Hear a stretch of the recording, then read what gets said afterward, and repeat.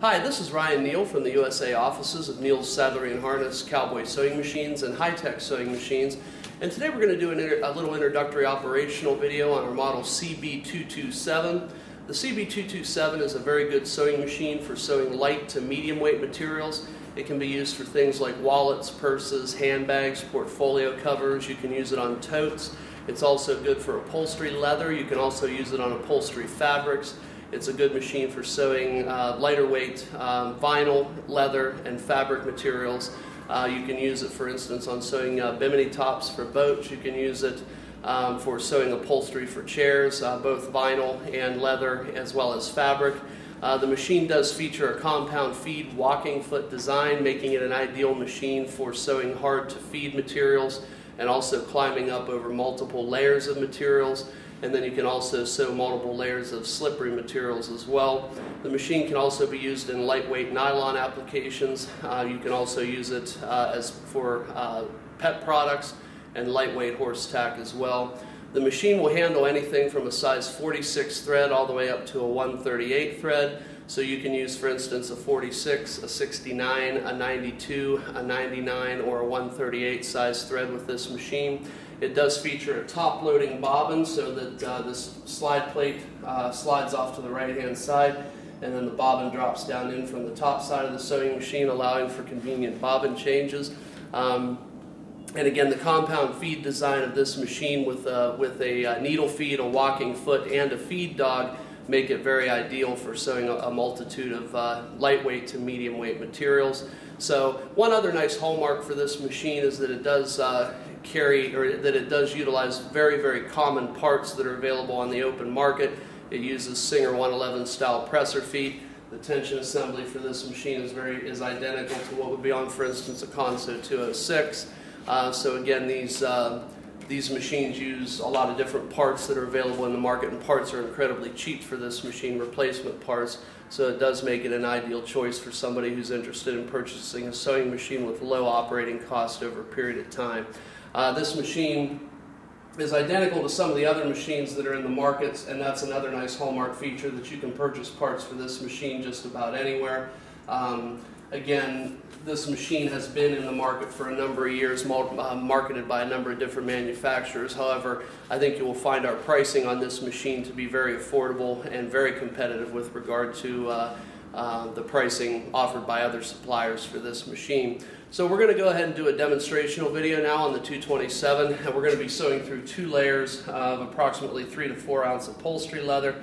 So I'm going to go ahead and put this in the machine, and I'll show you how it performs. We're using a size 138 in this machine, which is a relatively heavy thread for it. So I'll go ahead and demonstrate on how the machine performs with this 138 thread. So we're using our variable speed DC servo motor as well as our speed reducer unit on this machine.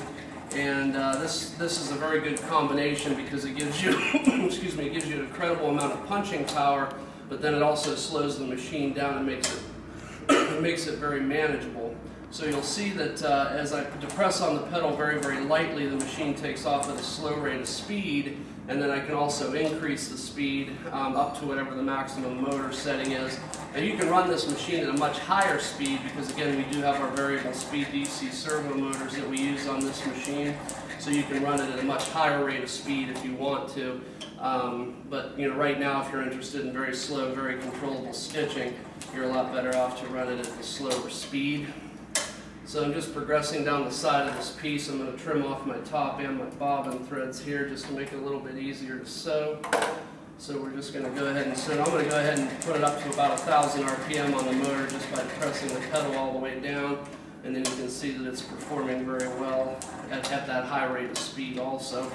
So I'll show you the stitch sample after we extract it out of the machine. And one other nice feature about this machine is that it does feature a compound feed walking foot design with a needle feed, a walking foot, and a feed dog.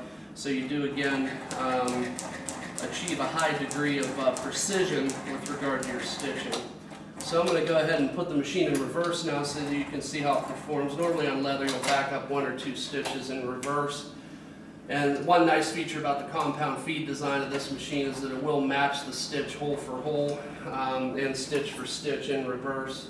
which makes it very, very nice when you're trying to sew leather. So you can see on the sample piece that I did here, and I'll see if our camera can pan in just a little bit so they can see it. You'll see that we have very even stitching, very evenly spaced stitching, and again, this is a size 138 thread, which is normally what you would see on a lot of automobile upholstery interiors that are made out of leather. I'll flip the back side of the piece over so that you can see the stitching looks very, very good on the back side as well.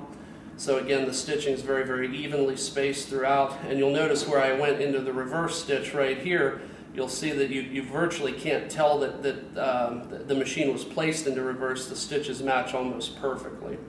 So we're going to go ahead and try the machine now on, we had did 2 layers of upholstery leather there, so we're going to try the machine now on 4 layers of upholstery leather.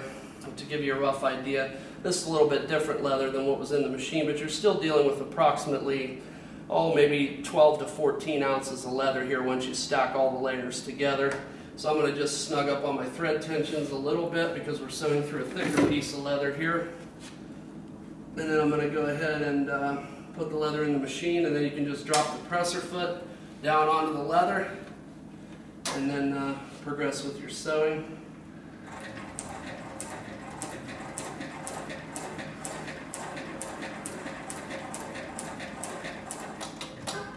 And I'm going to go ahead and make a turn here. And then again another turn. Go ahead and trim my threads off here as well. I'll go ahead and make another turn here. And again, you can sew this at a relatively high rate of speed also. Make another turn.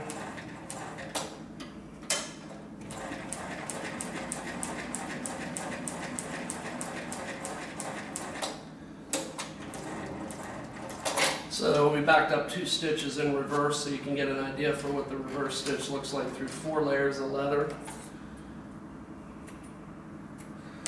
So you can see from the sample, again, this is 4 layers of upholstery leather, I don't know, probably 12 to 14 ounces total thickness, and again with the size 138 thread, but you can see that the stitching looks very, very even throughout the sample. Stitching on the back side again looks very even throughout the sample. Here was where I went into reverse, and so you can see that the reverse stitch is very, very evenly spaced. So again, a good quality sewing machine with a compound feed mechanism ensures that you're going to have evenly spaced stitches when you sew over a multitude of different types of materials. So if you have any additional questions on the COWBOY CB227, you can feel free to contact me, Ryan Neal, at our USA office, and I can be reached at 330-692-1418, and I'm